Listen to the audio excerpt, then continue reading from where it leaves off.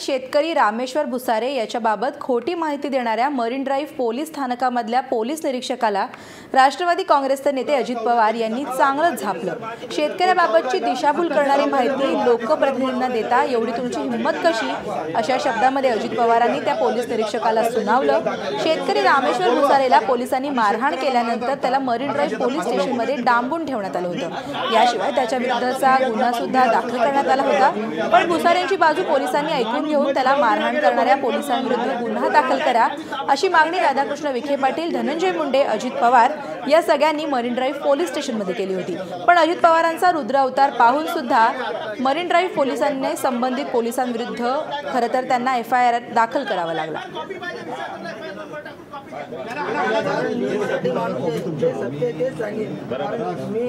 आणि हो का आम्ही काही प्रेशर आणायला तुमच्यावर आलो नाही।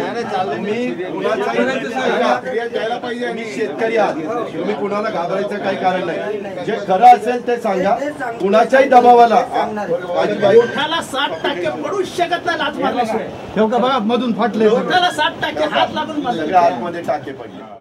आज शेतकरी अक्षरशः मेटाकुटीला आलाय, हवालदिल झालाय, अतिशय तो नर्वस झालेला आहे। असं असताना न्याय मागायला येत असताना मंत्रालयातल्या कुठल्या मजल्यावर गेला होता? 6व्या मजल्यावर गेलो होतो।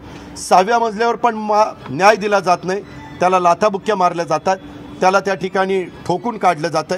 अशा पद्धतीचं सध्या राज्यकारभार चाललेला आहे। याचा आज जनतेने कुठंतरी विचार करण्याची वेळ आलेली आहे, शेतकऱ्यांनी कुठंतरी विचार करण्याची वेळ आलेली आहे। आणि आता ह्या शेतकऱ्याला न्याय मिळण्याच्या करता आम्ही विरोधी पक्षाचे सगळे आमदार आणि आमचे दोन्ही विरोधी पक्ष नेते हे अजिबात गप्पा बसणार नाही।